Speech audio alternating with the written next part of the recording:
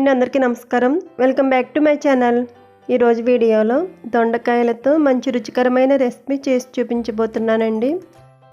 దొండకాయను కుక్కర్లో వేసి ఇలా మసాలా పులుసు చేసుకున్నట్టయితే ఈ దొండకాయ మసాలా పులుసు చాలా రుచిగా ఉంటుంది.